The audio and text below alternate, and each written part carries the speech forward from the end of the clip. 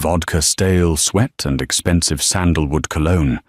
That was the first thing to hit Nora when she pushed open the heavy oak door of the study. Not a grand revelation, just a thick, humid odor that absolutely did not belong in a room usually smelling of polished leather and Dominic's imported cigars. She hadn't intended to check on him.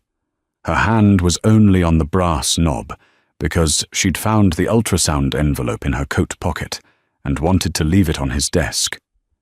A quiet, private surprise. 2 little beans on a grainy black and white printout. Instead, the door drifted open on silent, oiled hinges. Dominic's back was to her. The muscles of his shoulders flexed under his ruined, half-unbuttoned dress shirt. He had someone pinned against the edge of his mahogany desk. A woman. Her blonde hair was a tangled mess against the green leather blotter. Nora didn't need to see the woman's face. She knew that specific, breathless laugh. She knew the silver pendant dangling from the woman's neck because Nora had bought it for her 21st birthday. Lily. Her little sister. Nora didn't scream. She didn't drop the envelope. The movies always got that wrong, she realized in a dull, detached corner of her brain.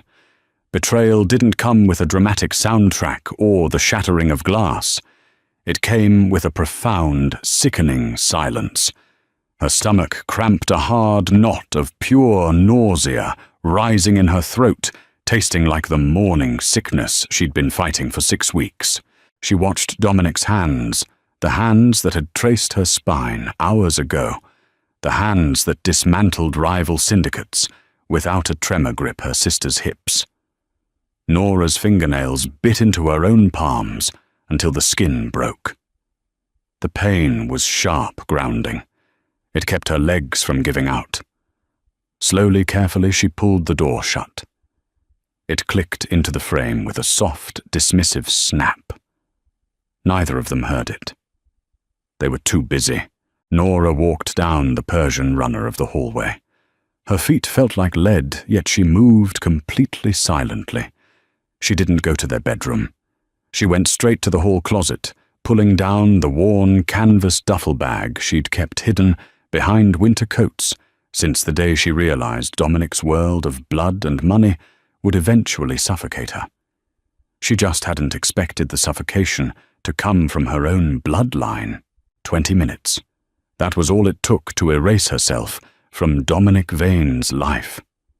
She bypassed the jewelry, the designer dresses, the credit cards that tracked every swipe. She took the stacks of unmarked hundreds Dominic kept behind the vent in the guest bathroom for emergencies.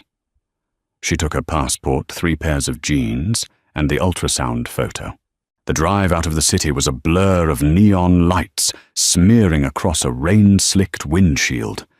The heater in her old sedan barely worked, blowing lukewarm air that smelled faintly of dust and exhaust.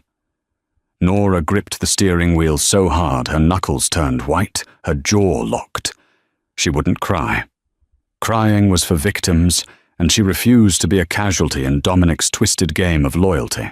Months blurred into a miserable, grinding struggle for survival. She traded the sedan for cash and a rusted station wagon in a town that smelled like cow manure and diesel. She kept moving until she hit the edge of the country. A damp, forgotten fishing town on the Oregon coast, where the air was perpetually grey and tasted of dead crab and salt spray. The birth was brutal.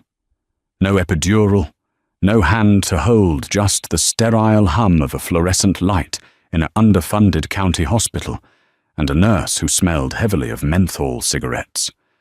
When they finally laid the boys on her chest, Nora felt a terrifying, overwhelming weight.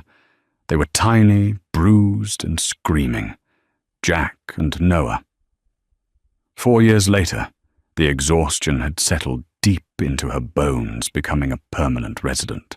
Nora wiped down the Formica counter of the diner, ignoring the sticky residue of cheap maple syrup. The diner smelled intensely of burnt filter coffee and heavy bleach. Her lower back ached, a persistent throbbing that flared up every afternoon around 3 o'clock. Outside, the rain lashed against the fogged windows, blurring the passing headlights. "Your boys are drawing on the booths again. Nora." Marv, the line cook, grunted through the pass, tossing a ticket onto the metal spindle. Nora threw her rag into the sink. "I'll get them." "Thanks, Marv." She walked to the back corner booth. Jack and Noah were huddled over a placemat, completely absorbed. They were 4, but they had the quiet intensity of much older men. Noah had her messy brown hair, but his jawline was already a harsh angle. Jack, however, was a ghost. Every time Nora looked at him, her chest seized. He had Dominic's exact ash-grey eyes, the kind of eyes that looked straight through you, analyzing weaknesses. "Hey, monsters," Nora said softly, sliding into the booth across from them. Her uniform, a hideous shade of mustard yellow, smelled like fry grease. Jack looked up, a blue crayon gripped tightly in his fist. Noah colored outside the lines. He reported flatly. "Did not," Noah muttered, shielding his paper. Nora reached out her rough, dishwater-chapped fingers, brushing Jack's cheek. The skin was warm, soft. Real. They were hers. Completely hers. No mafia bloodlines, no betrayals, no mansions built on extortion and violence. Just a leaky 2-bedroom apartment over a hardware store and a diet of bulk bin pasta. It wasn't a fairy tale. Most nights she woke up sweating, heart hammering against her ribs, convinced she'd heard the sound of a luxury sedan crunching on the gravel outside. Paranoia was a cold, creeping thing that lived at the base of her neck. But as she watched her sons bicker over a blue crayon, the smell of burnt coffee fading into the background, she felt a grim sense of victory. She had survived. She had vanished, or so she thought. Rainwater pooled in the deep asphalt craters of the discount grocery store parking lot. Nora's left boot had a hairline crack in the sole, and freezing water seeped in with every step, soaking her cheap cotton sock. She ignored the discomfort, leaning her weight into the rusted shopping cart. The front right wheel was locked, screeching in a high-pitched metallic whine across the wet pavement. "Mom, it's loud," Noah complained, pressing his hands over his ears. He was shivering in his oversized raincoat, the plastic yellow material stiff with the cold. "I know, baby. Almost to the car," Nora lied. Her station wagon was parked at the far end of the lot, under the flickering buzz of a dying sodium street lamp. She hoisted a plastic bag, the handles digging viciously into the calloused skin of her palms. Milk, generic brand, cereal peanut butter, and a bruised bag of apples. The meager spoils of a Tuesday evening. The damp air smelled of wet asphalt, rotting leaves from the nearby woods, and the distant metallic tang of the ocean. Jack was walking silently beside her, his small hand gripping the edge of her coat. He was always the observant one. While Noah complained about the noise, Jack's grey eyes scanned the empty parking lot. "Mom," Jack said. His voice didn't have a child's typical whine. It was flat, factual. "There's a black car." Nora's stomach dropped. Not a gentle descent, but a violent, plummeting plunge that emptied her lungs of air. She stopped pushing the cart. The screeching wheel went dead silent. The only sound was the rain hitting the plastic bags. It wasn't just a car, it was a matte black SUV, sitting perfectly still in the shadows near her station wagon. Its engine purred with a low, predatory hum, vibrating through the puddles. The headlights were off, but the faint glow of the street lamp reflected off the tinted windshield. It looked expensive, heavy, and completely out of place in a town where the most luxurious vehicle was a 10-year-old pickup truck. Panic raw and animalistic, tasted like copper in the back of her throat. "Run!" The instinct was blinding. Drop the groceries, grab the boys, and sprint for the woods. but her legs felt like they had been poured with concrete. Her cracked boot squelched as she took a half step backward. The heavy armored door of the SUV clicked open. It didn't squeak. It moved with the heavy, silent precision of wealth. A heavy leather boot stepped onto the wet pavement. Then a long coat made of charcoal wool. Nora stopped breathing. He hadn't changed. 4 years hadn't added a single grey hair or a line of stress to his face. Dominic Vane stood under the sickly orange light, tall, imposing, and radiating a cold, terrifying stillness. The familiar, sickeningly sweet smell of his sandalwood cologne cut straight through the scent of rain and wet asphalt, hitting Nora like a physical blow to the chest. She pushed the boys behind her instinctively, her body forming a shield. Her hands trembling so violently, she dropped the bag of apples, instinctively went to the pockets of her worn coat, searching for keys she couldn't find. Dominic didn't move immediately. He stood by the open door of the SUV, letting the rain hit his face. His dark eyes locked onto her. There was no relief in his gaze, no joyous reunion, just a dark, consuming intensity that made Nora want to violently claw her way out of her own skin. He slowly closed the distance. Every step was deliberate. "You changed your hair," Dominic said. His voice was a low rumble, quieter than she remembered, but carrying the weight of an executioner's gavel. It lacked the smooth charm he used on his subordinates. It was raw, strained. Nora swallowed hard. Her throat was sandpaper. "Don't come any closer." Her voice cracked, betraying her terror. It sounded pathetic, weak. Dominic stopped a few feet away. His eyes flicked from her tired, unmakeupped face to the mustard-yellow diner uniform peeking out from under her cheap coat and finally down to her feet. 4 years. Dominic murmured the words, barely audible over the rain. 36 private investigators. Millions of dollars. And you're in a damp corner of Oregon, wearing a broken shoe. "I have nothing to say to you, Dominic. Get back in your car." She tried to sound authoritative, but her hands were shaking so hard, the remaining grocery bags rattled loudly. "You didn't let me explain," he said, his jaw tightening. "You just vanished." There was nothing to explain. Nora snapped a sudden spike of venom, cutting through her fear. "I have eyes. I saw exactly what I needed to see. Now leave us alone." Dominic's gaze shifted. He looked past her. Nora shifted her weight, trying to block his view, but it was too late. Jack had peeked out from behind her legs. The silence that fell over the parking lot was absolute.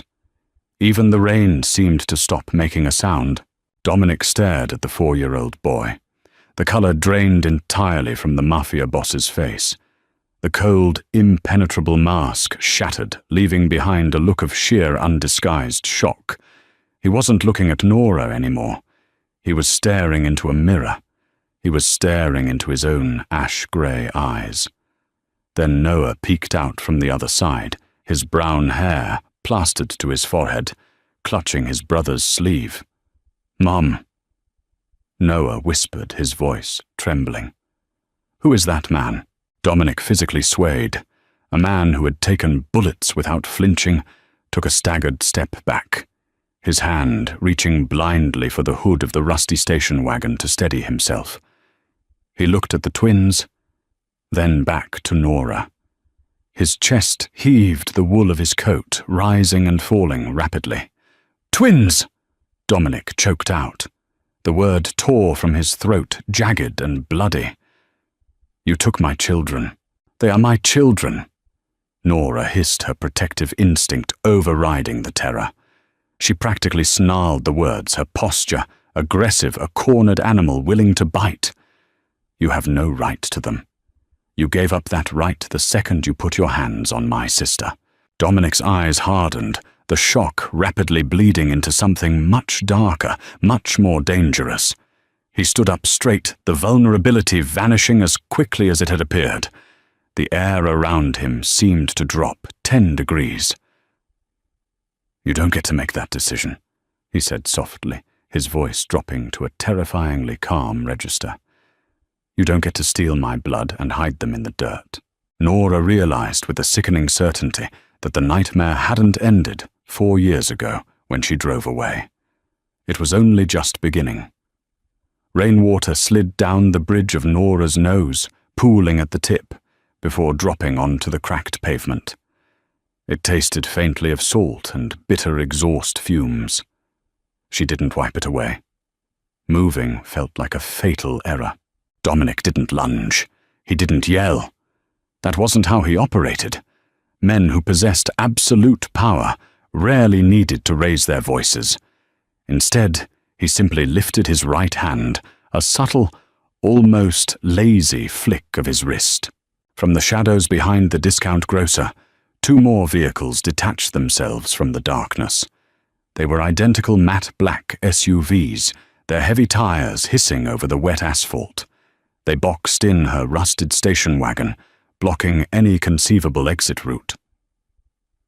4 men stepped out into the downpour. They wore dark overcoats and moved with the terrifying synchronized efficiency of a wolf pack closing in on a wounded deer. They didn't draw weapons, they just stood there, forming an impenetrable wall of broad shoulders and blank expressions. Noah whimpered, burying his face into the wet fabric of Nora's cheap coat. His small fingers dug into her hip. Jack, however, stared directly at Dominic. The 4-year-old's jaw was set, mirroring the cold, analytical expression of the man standing 5 feet away. "Get in the car, Nora," Dominic said. His voice was a flat, vibrating baritone that cut perfectly through the sound of the rain. "No." The word scraped out of her throat. She gripped the boys tighter. "You can't do this! I'll scream! I'll scream until someone calls the police!" Dominic let out a harsh, humorless exhale. "Who are they going to call Nora, the local sheriff? The one who drives a leased truck he can't afford on a civil servant's salary? I can buy this entire zip code before you finish dialing 911. I can bulldoze that greasy diner you work in, and the hardware store you sleep above, and turn this whole miserable town into a parking lot." He stepped closer. The smell of his cologne sandalwood and sharp, expensive vetiver was suffocating. It triggered a violent, involuntary muscle memory in her core, a phantom touch on her spine. She hated her body for remembering him when her mind wanted him dead. "You are shivering." He noted his eyes flicking to her trembling hands. "The boys are freezing. Get in the car. We are not doing this in a grocery store parking lot." "I am not going anywhere with you." "You are," Dominic countered, stepping fully into her personal space. The heat radiating off his body was a stark contrast to the freezing coastal wind. "Because if you force my men to put you in that vehicle, it will traumatize them." He nodded toward Jack and Noah. "And I would prefer my son's first memory of me not to be violence. Your choice." It wasn't a choice. It was a checkmate. Defeat tasted like bile. Nora's shoulders slumped, the rigid fight-or-flight tension snapping, leaving her feeling hollowed out and incredibly heavy. She couldn't fight 4 armed enforcers. She couldn't outrun his money. She turned awkwardly, shuffling her cracked boots toward the open door of the primary SUV. A man with a scarred jawline. Cole, she remembered his name, with a sickening jolt of familiarity, reached out to take her torn grocery bags. Nora flinched violently, pulling away from him. Cole's expression remained perfectly neutral as he stepped back, letting her keep the bags. Climbing into the vehicle felt like stepping into a vacuum-sealed vault. The heavy door thudded shut behind them instantly, cutting off the sound of the wind and rain.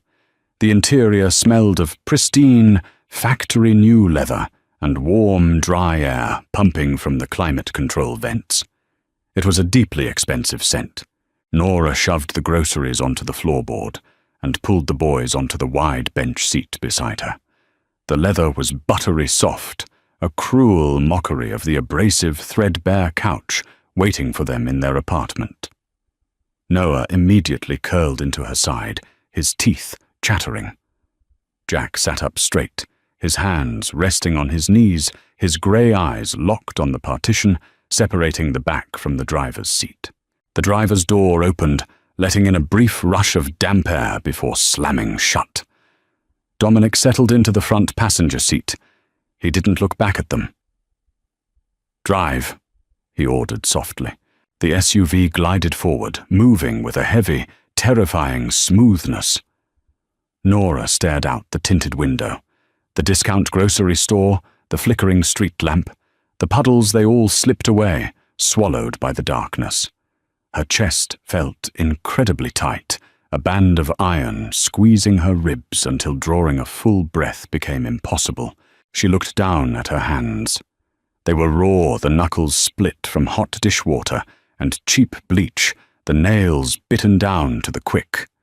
She dragged her gaze to the back of Dominic's head. His dark hair was perfectly cut the collar of his wool coat, sitting immaculately against his neck. 4 years of running. 4 years of scrubbing grease off fryers, of rationing, peanut butter, of sleeping with a baseball bat under her bed. All of it erased in 20 minutes. He hadn't just found her. He had consumed her reality all over again. "Mum," Jack whispered. His voice was incredibly small, a rare crack in his stoic armor. Nora wrapped her arms around both of them, pulling them tightly against her chest, soaking her uniform with their wet raincoats.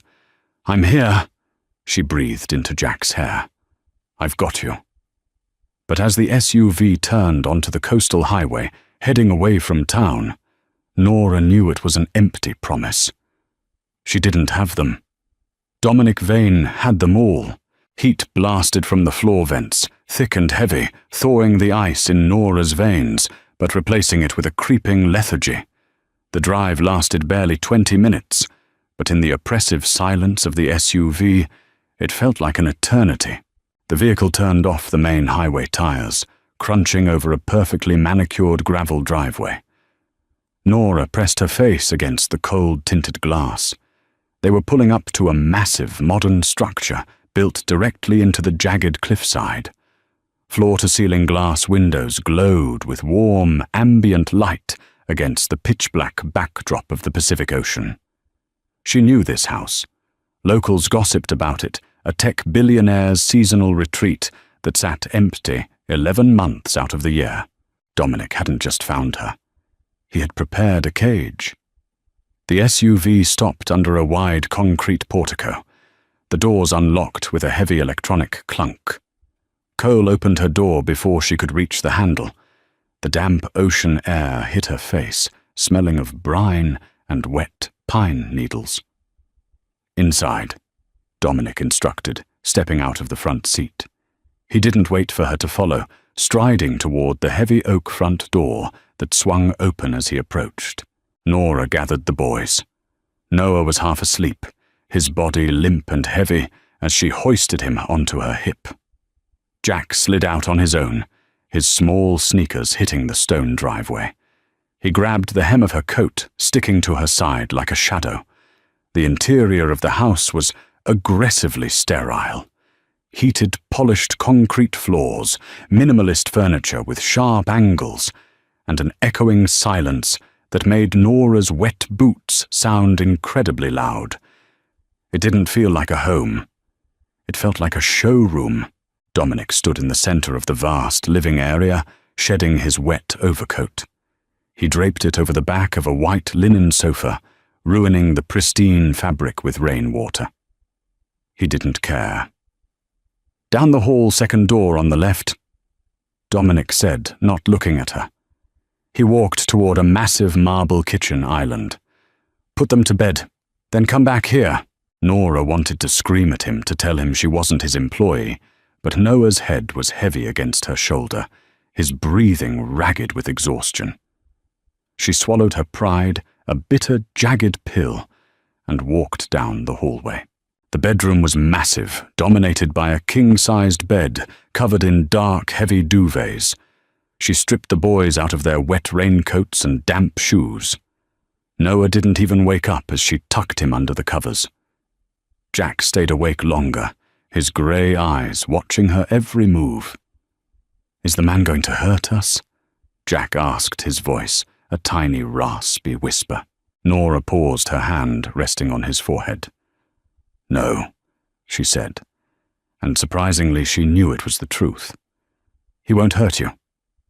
Me, she thought, is a different story. Go to sleep, Jack."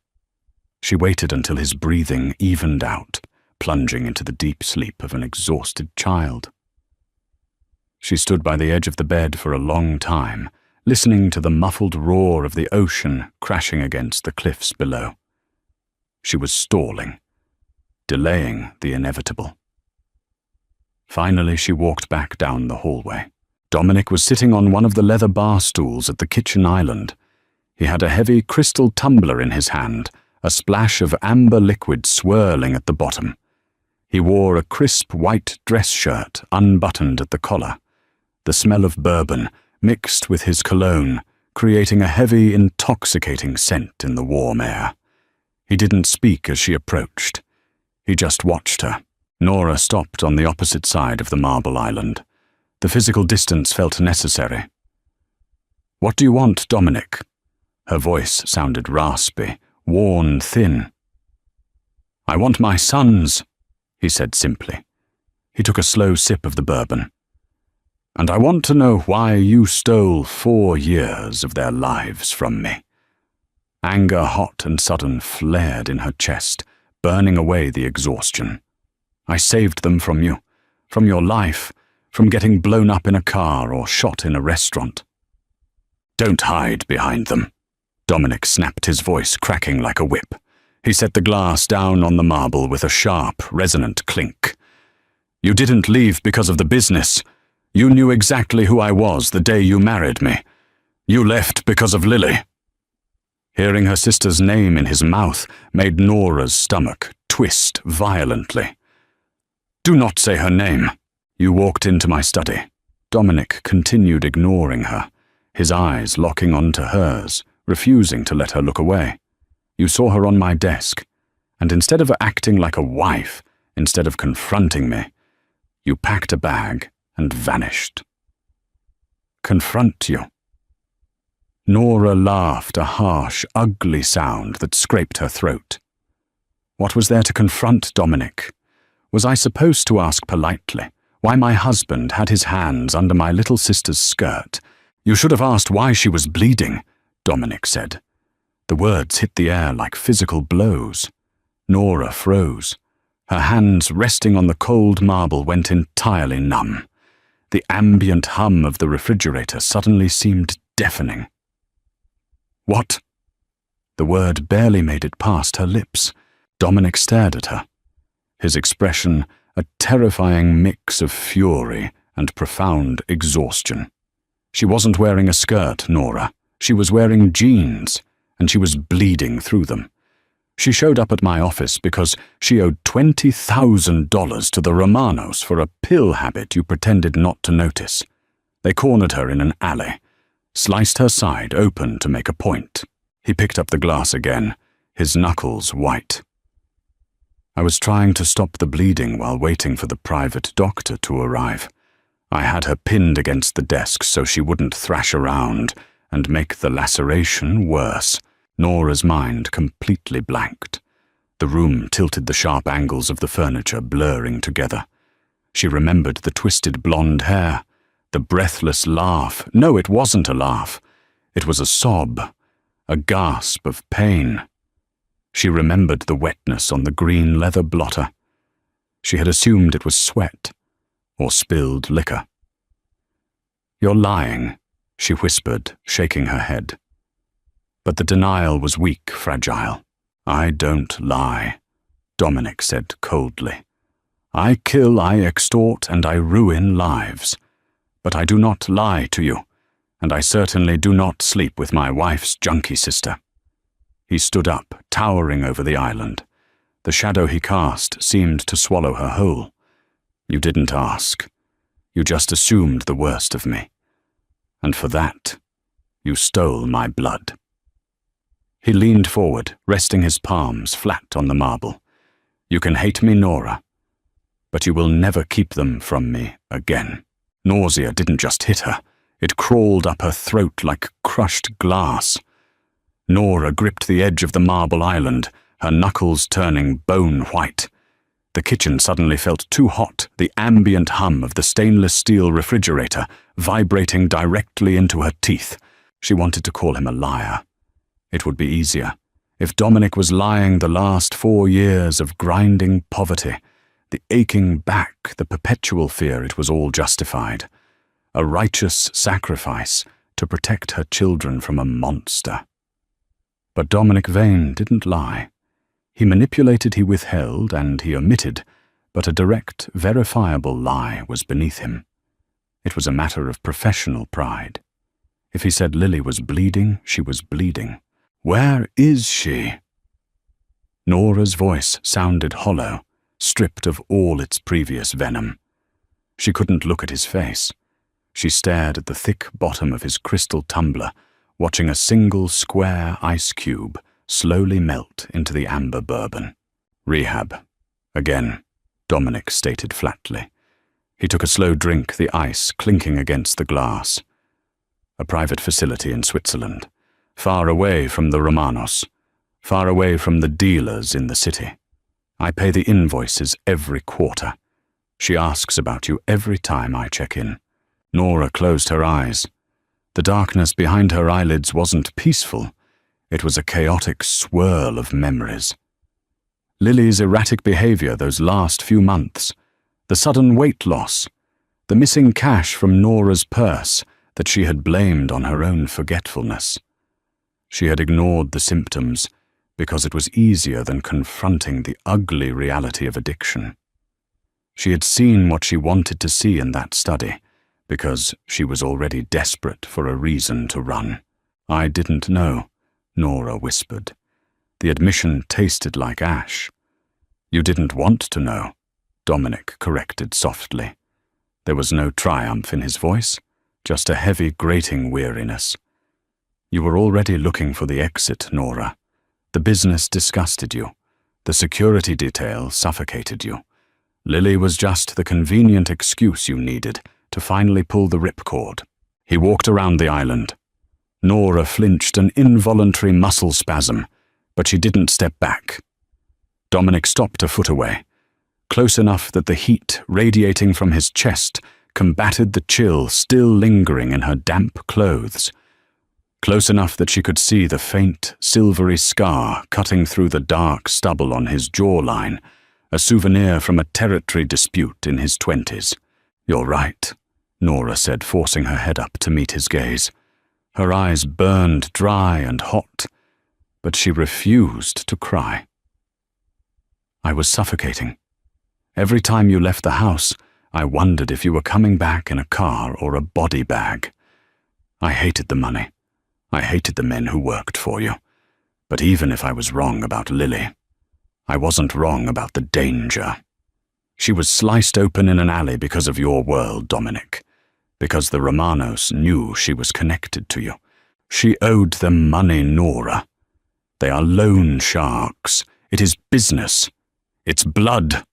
Nora snapped, slamming her palm against the marble. The stinging pain grounded her. It's violence. It's a sickness that infects everything around it. I drove away to protect myself. But the second those boys were born, I stayed away to protect them. I will not let them grow up learning how to calculate the blast radius of a car bomb. Dominic's jaw clenched. The muscles ticked under his skin. He reached out his hand, hovering in the space between them. For a fraction of a second, Nora thought he was going to wrap his fingers around her throat. Instead, he gently caught a damp strand of hair that had fallen across her cheek, tucking it behind her ear. His fingers were warm, calloused, and terrifyingly gentle. You think poverty is safe? He murmured, his thumb brushing the rough, chapped skin of her jaw. You think living above a hardware store with a broken lock keeps them out of harm's way. What happens when a meth head breaks in looking for copper wire? What happens when one of them gets sick and you can't afford a specialist? Your protection is an illusion. Nora.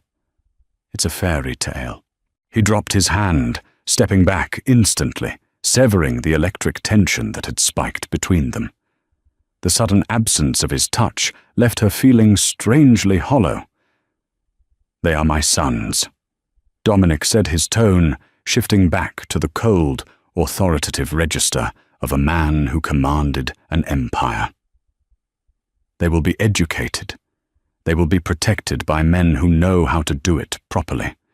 They will never wear broken shoes, and they will never sleep in a damp room again. You can't just buy them, she countered, her voice trembling slightly. They don't know you. You are a stranger in a black coat who terrified them in a parking lot. Then I suggest you help me fix that, Dominic replied, picking up his glass and draining the last of the bourbon. He set it down with a definitive click. Because we are leaving for New York tomorrow. You can either sit in the back seat and explain to them who I am, or you can stay here in Oregon. But Jack and Noah are coming with me. He didn't wait for an answer. He walked out of the kitchen, his leather shoes silent against the polished concrete, leaving Nora alone in the vast, sterile room with nothing but the sound of the ocean breaking violently against the cliffs outside. Sunlight pierced the floor-to-ceiling windows, sharp and blindingly white. It was a violent contrast to the grey gloom that usually suffocated the Oregon coast. Nora woke with a gasp, her heart hammering a frantic rhythm against her ribs. The mattress beneath her was impossibly soft, the sheets smelling of crisp linen and mild, expensive detergent. For a disorienting 3 seconds, she didn't know where she was. Then the events of the previous night crashed down on her in a suffocating wave. The parking lot, the SUV, the revelation about Lily. She threw off the heavy duvet. The space beside her in the massive bed was empty. Panic, cold and sharp, flooded her veins. Jack Noah. She scrambled off the mattress, ignoring the dull ache in her lower back. She hadn't bothered to change out of her uniform last night, merely shedding her damp coat and boots before collapsing beside her sleeping children. The mustard-yellow fabric was deeply wrinkled, smelling faintly of old diner grease. She ran down the hallway, her bare feet slapping against the heated concrete floor. The silence of the house was oppressive. It didn't sound like a house with 2 4-year-old boys in it. There was no bickering, no thudding footsteps. Nora rounded the corner into the expansive kitchen and froze. Dominic was standing at the industrial gas stove. He had stripped off the suit jacket and tie, wearing a dark-fitted crewneck sweater that clung to the broad span of his shoulders. He was meticulously flipping thick strips of bacon in a cast-iron skillet. The kitchen smelled intensely of smoked meat, rendering fat and rich dark roast coffee. Sitting at the marble island perched on 2 heavy leather bar stools were Jack and Noah. They weren't speaking. Noah was practically hiding behind his own shoulders, his brown eyes wide and fearful, his hands gripped tightly in his lap. He kept darting anxious glances toward the door, relaxing fractionally when he finally spotted Nora. Jack, however, was a completely different story. He sat perfectly upright, his small hands resting flat on the cool marble. His ash-grey eyes were locked onto Dominic's back, analyzing every movement the man made with a quiet, unnerving intensity. "Mom!" Noah whimpered, slipping off the tall stool. His bare feet hit the floor, and he ran to her, burying his face in her thighs. Nora immediately dropped to her knees, wrapping her arms around him. "I'm here, baby. I'm right here." She pressed a kiss to the top of his head, her eyes flicking to Dominic. Dominic didn't turn around. He calmly transferred the bacon to a plate lined with a stark white paper towel. "They woke up 20 minutes ago," he said, his voice level. "I told them you were sleeping." "You shouldn't have been alone with them," Nora snapped, standing up and pulling Noah behind her leg. It was an instinctual defensive posture. Dominic finally turned. He looked at her, his expression unreadable, but there was a tightness around his eyes that hadn't been there last night. "I was making breakfast. I haven't poisoned them, Nora."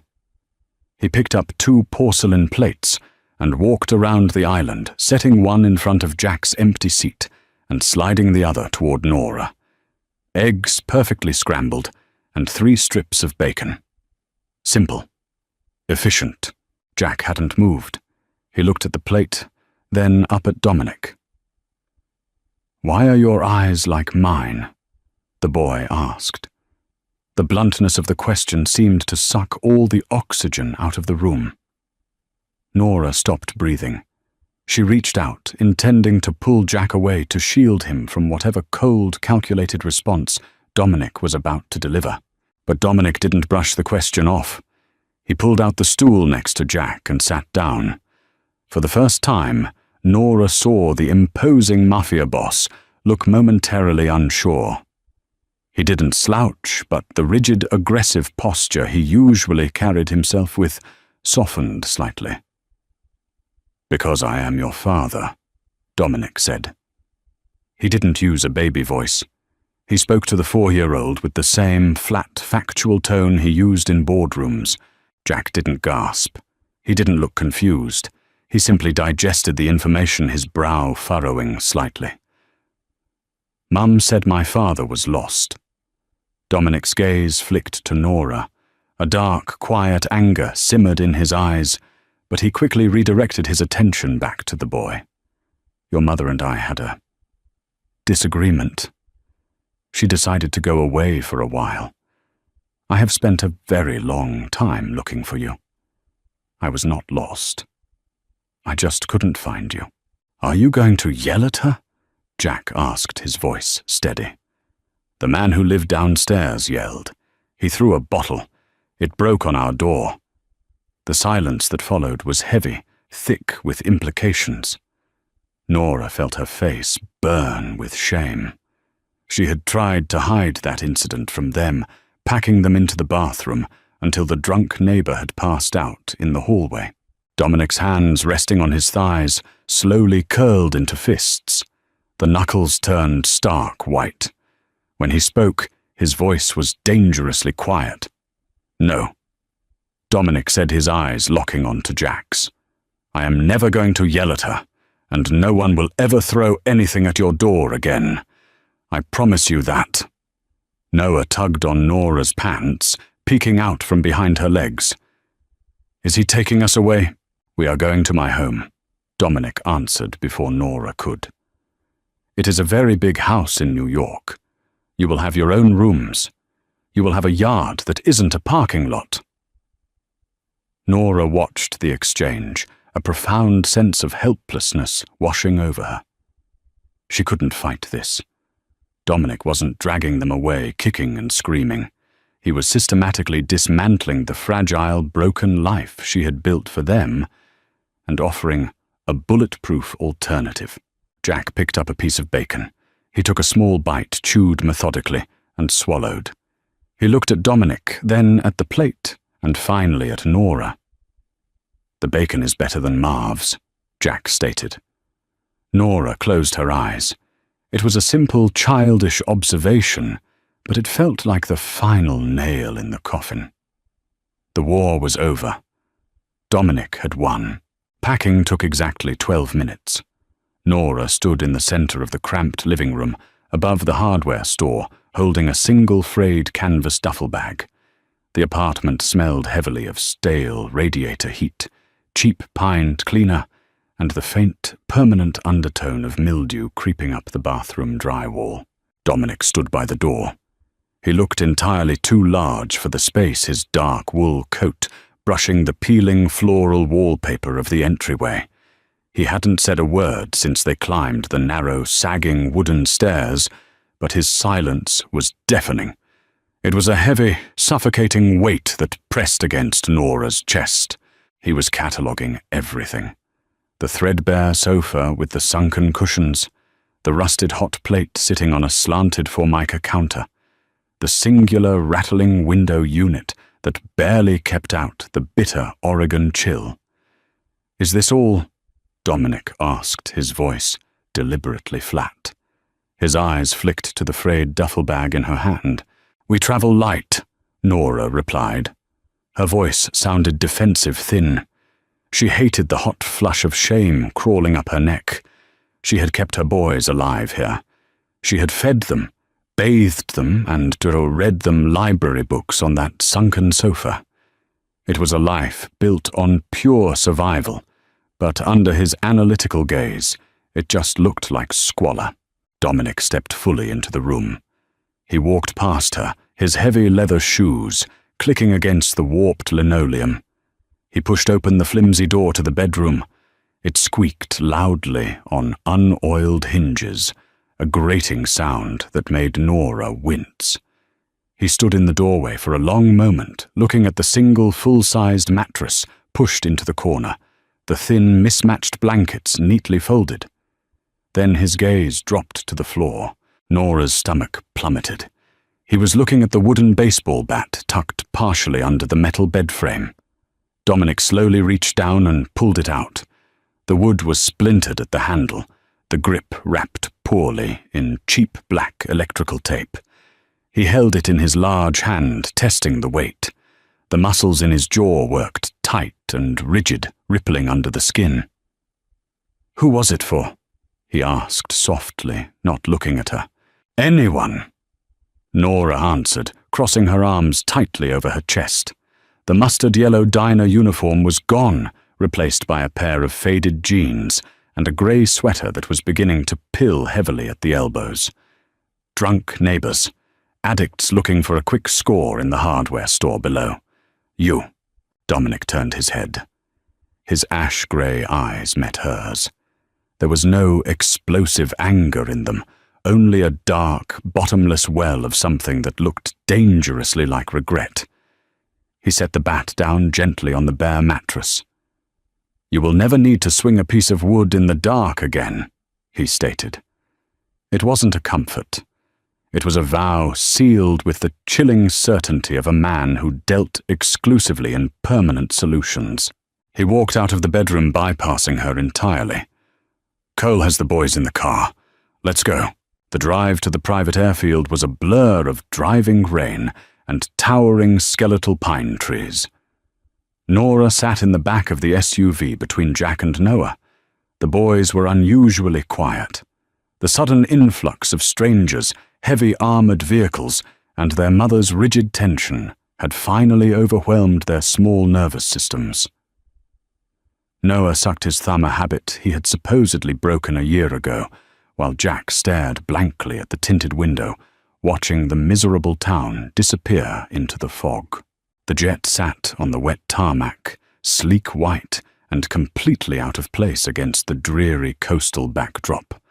The smell of combusted jet fuel and wet asphalt was pungent to burning Nora's nostrils as they crossed the runway under large black umbrellas held by silent men. Stepping into the cabin was like stepping into an alternate dimension. The air was perfectly temperature-controlled, smelling richly of polished mahogany, fresh linen, and expensive catering. Wide cream leather seats, polished brass fixtures, and a quiet ambient hum masked the roar of the engines spinning up. Nora buckled Noah into a wide seat. He was asleep before the plane even began to taxi, his small body utterly exhausted by the emotional whiplash. Jack sat across the aisle, his legs dangling over the edge of the thick cushion, watching Cole secure the heavy cabin doors with analytical precision. Dominic took the seat directly across from Nora. He unbuttoned his suit jacket, pulling a thin tablet from a leather briefcase. He didn't offer small talk. He didn't try to coddle her nerves. The plane surged forward, the sheer violent power pressing Nora deep into the upholstery. She watched the Oregon coastline fall away beneath them, the grey churning ocean swallowed by heavy clouds. The physical distance between her and her poverty was increasing by the second, but the cold knot in her stomach only tightened. She looked across the table at Dominic. He was scrolling through emails, his sharp profile illuminated by the cool blue light of the screen. "I'm sorry," Nora said. The words slipped out before she could lock them behind her teeth. They felt like broken glass tearing up her throat. Dominic's finger stopped on the glass screen. He didn't look up immediately. "About Lily?" Nora clarified her voice, dropping to a harsh whisper so she wouldn't wake Noah. "I should have asked. I shouldn't have assumed the worst." Dominic slowly locked the tablet and set it face down on the polished table. He finally looked at her. His expression remained carefully blank, a mask carved from cold stone. "Apologies don't change the past, Nora. They don't give me back the first 4 years of my son's lives." He leaned back in his seat, the leather creaking softly under his shifting weight. "You made a calculation. You thought I was a monster who would defile your bleeding sister in my own home. You acted accordingly." "I was scared." She admitted the raw, ugly truth bleeding out of her. "You should have been scared of the Romanos," Dominic corrected smoothly, his voice devoid of pity. "You should have been scared of the world outside my protection. Instead, you decided I was the threat." He looked away, turning his gaze toward the small oval window. "We land in 5 hours. Get some sleep. You look like a ghost." The conversation was over. He had drawn the boundary line in the sand. He wasn't going to punish her physically, but he wasn't going to grant her absolution either. They were bound by blood and betrayal, locked in a metal tube, rocketing toward a city she had sworn never to return to. Nora closed her eyes, the faint vibration of the jet engines seeping deep into her bones. And for the first time in 4 years, she didn't know what to fear more, the violent enemies waiting in New York, or the cold, indifferent stranger sitting across from her. Tires kissing the tarmac with a sharp, burning screech jolted Nora awake. The cabin was dim. The ambient lighting shifted to a cool, clinical blue. Outside the thick porthole window, the sprawling, chaotic grid of New York City glittered against the pitch-black night sky like scattered diamonds. It was a beautiful, terrifying sight. It was the Empire. Noah stirred beside her, letting out a confused, sleepy whine. Nora unbuckled her belt, reaching over to rhythmically rub his back. Her muscles were impossibly stiff, a dull ache throbbing relentlessly at the base of her skull. Dominic was already standing, slipping his muscular arms into his heavy charcoal overcoat. He moved with a crisp, predatory energy, entirely unbothered by the 5-hour flight. "Cole has the bags," he said, not waiting for her to fully orient herself to the time zone change. "The cars are idling." Stepping off the plane, the New York air hit her lungs entirely differently than the coastal wind. It was sharper, biting tasting of heavy exhaust cold concrete and an electric vibrating tension. 3 matte black SUVs idled on the private tarmac, their massive engines humming in perfect synchronized purrs, cutting through the frigid night air. The drive to the compound was a silent, suffocating affair. The boys were wide awake now, their faces pressed flat against the cold-tinted glass, mesmerized by the towering skyscrapers and the rapid blur of neon lights. Jack didn't ask a single question. He simply absorbed the data, his grey eyes cataloguing the route, the heavy urban traffic, the sudden jarring shift from the concrete jungle to the sprawling manicured estates of the city's elite outskirts. Heavy wrought-iron gates parted soundlessly as the lead SUV approached. The Vane estate sat at the absolute end of a long, winding driveway, lined with ancient skeletal oak trees. The house itself was a sprawling limestone manor, its sheer size imposing, heavy and cold. It looked less like a home and more like a fortress disguised as old generational wealth. Nora remembered the smell of the foyer perfectly. As the heavy double doors swung inward, the scent washed over her, triggering a violent wave of nausea. Beeswax, polish hothouse lilies, and the faint underlying metallic tang of extreme security and absolute power. The black and white marble floor gleamed blindingly under the massive crystal chandelier reflecting the harsh artificial light. A woman stood near the base of the sweeping curved staircase. Maria, the head housekeeper. Her dark hair was heavily streaked with silver, now pulled back into a severe, immovable bun. When she saw Nora, the older woman's professional neutrality slipped for a fraction of a second, her dark eyes widening slightly before instantly snapping back to a composed, deadpan stare. "Welcome home, Mr. Vane," Maria said, her voice heavily accented and perfectly steady. Her gaze shifted downward to the two small boys clinging tightly to Nora's denim-clad legs. "And the young masters.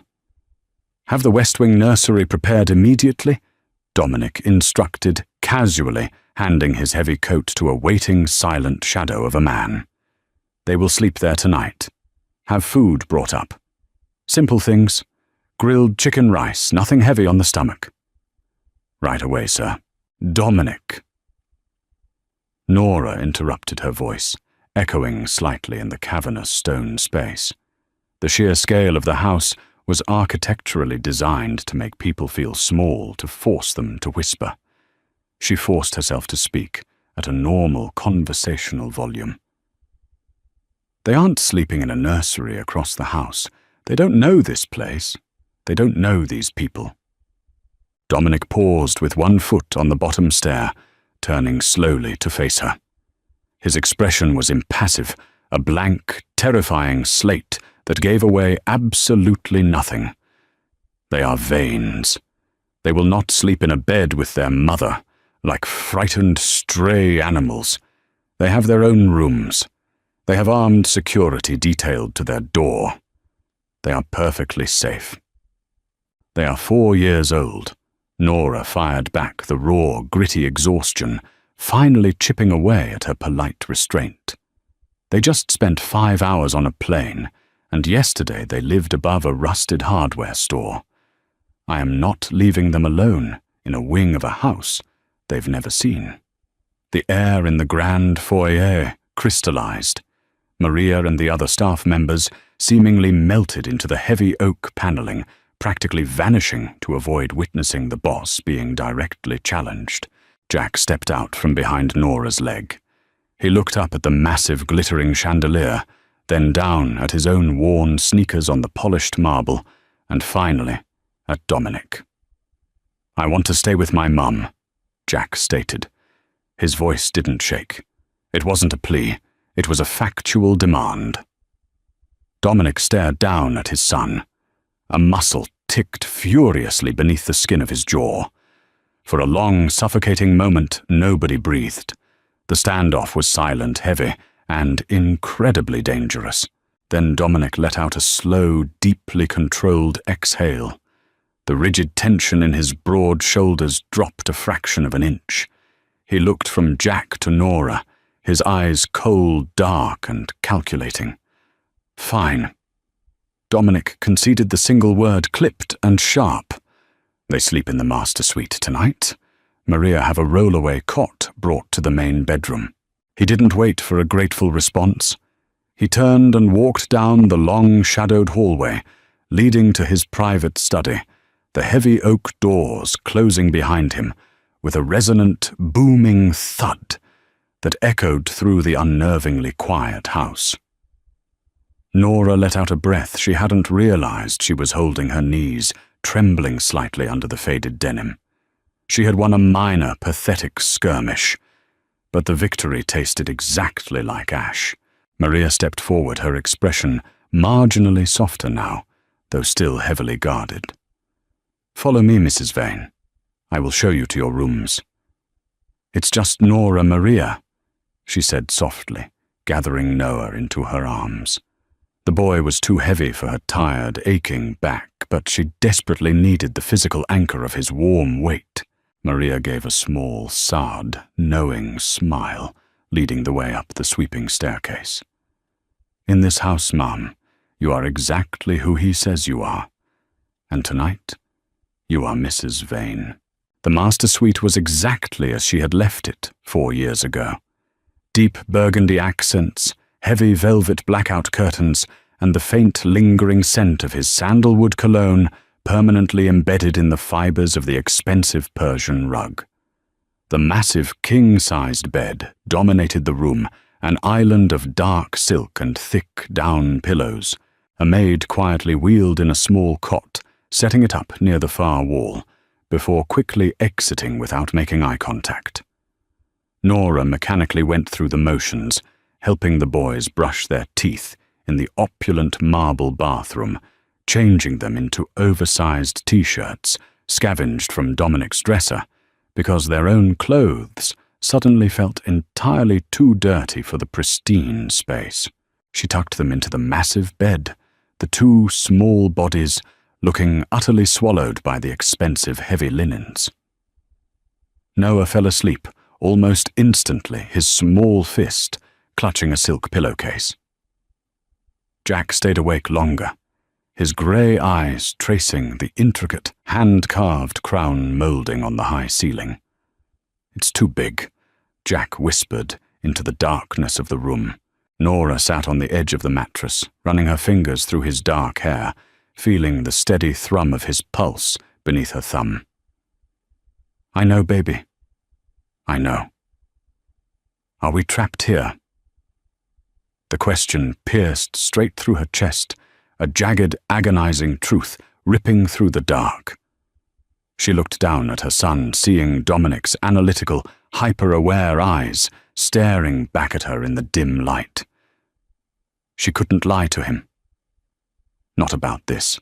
"Yes," Nora whispered softly, the words scraping her throat, tasting like absolute defeat. "Yes, we are."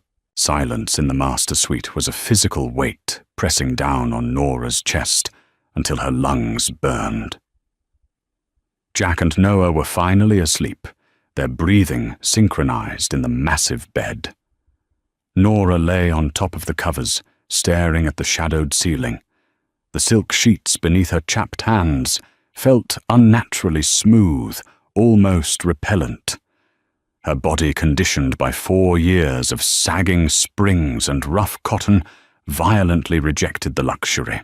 She needed a drink of water, not from the pristine crystal carafe resting on the silver tray on the nightstand, but cold, biting tap water to shock her system into clarity.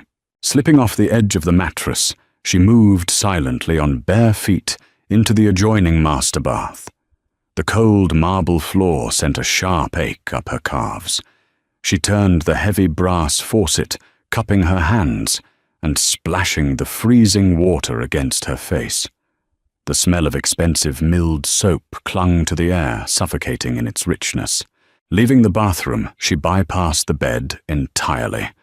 The hallway outside was dimly lit by wrought-iron sconces, casting long, distorted shadows against the imported limestone walls. At the far end of the corridor, near the top of the sweeping stairs, a man in a dark suit stood perfectly still. He didn't acknowledge her presence with a word, but his eyes tracked her every movement. It wasn't protection. It was observation. A silent reminder of her new reality. Nora walked in the opposite direction. She didn't consciously choose the destination, but deep-seated muscle memory guided her down the curving staircase and toward the west wing. The ambient temperature dropped slightly here, the air growing heavier. The heavy oak door to the study was slightly ajar. A single desk lamp cut a sharp yellow triangle of light through the absolute darkness inside. Nora paused at the threshold. This was the room, the exact spot where her old life had shattered. She expected the phantom scent of copper blood or Lily's cheap floral perfume to hit her a psychological trap. Instead, the air was thick with the smell of old paper leather polish and Dominic's persistent sandalwood cologne. Dominic was sitting behind the mahogany desk. He had discarded his dark sweater, wearing only a white undershirt that clung to his chest, the faint outline of old, jagged knife scars visible over his ribs. He wasn't working. He was staring at something small and rectangular, resting flat on the green leather blotter. Nora pushed the door open the rest of the way. The oiled hinges were completely silent, just as they had been 4 years ago. Dominic didn't look up, but his voice broke the quiet low and entirely stripped of its usual, impenetrable armor. I found this on the edge of the desk after the paramedics took Lily away. Nora walked closer, her bare feet sinking into the thick, plush fibers of the Persian rug. She stopped at the very edge of the lamplight. Resting on the desk right where he had pinned her sister to stop the bleeding was the grainy black and white ultrasound printout. The edges were heavily worn, the glossy paper creased, cracked, and softened by countless thumbprints. He had kept it. He had stared at it for 4 years. I thought it was a sick joke at first. Dominic continued his voice, barely a rasp, scraping against the silence of the room. He slowly traced the edge of the photo with his index finger. A parting shot to twist the knife. Then I realized you wouldn't use your own child as a weapon. You just dropped it in your panic. I had it in my coat pocket to surprise you, Nora said. Her voice felt terribly thin, vibrating in her throat. I was going to put it in a blank envelope on your chair. Dominic finally raised his head. The exhaustion in his grey eyes was absolute, hollowing out his face and making him look terrifyingly human, stripping away the myth of the untouchable boss. Every single day, Nora, I looked at this piece of paper every single day, knowing my blood was out there, growing, walking, speaking, and I didn't even know their names. The raw agony in his confession paralyzed her. This was the contradiction that tore her apart. He was a ruthless architect of violence, a man who ordered executions without a second thought. Yet looking at the worn, faded edges of the ultrasound, she saw a father who had been entirely hollowed out by grief. Their names are Jack and Noah. She whispered, the fight completely drained from her weary bones. Dominic stood up. He moved, slowly bypassing the heavy desk and closing the small distance between them. Nora didn't flinch.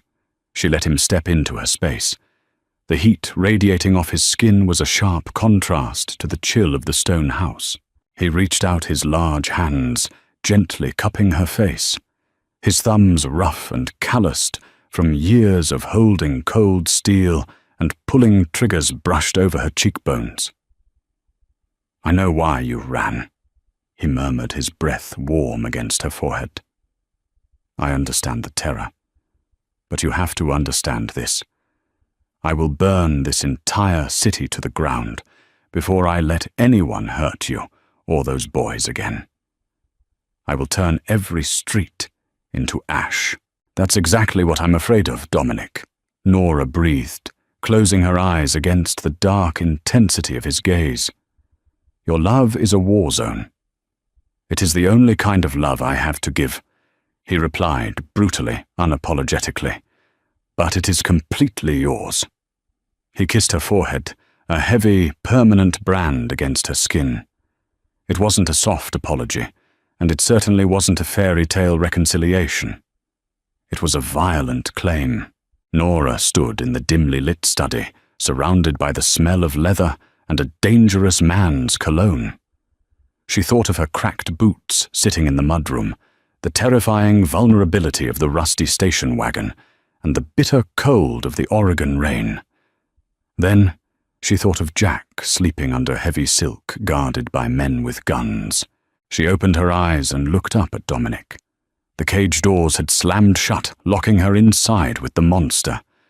But as his rough thumb wiped a single traitorous tear from her cheek, Nora realized the most terrifying truth of all. She was trading the fear of poverty for the fear of the bullet, and God help her she didn't want to leave.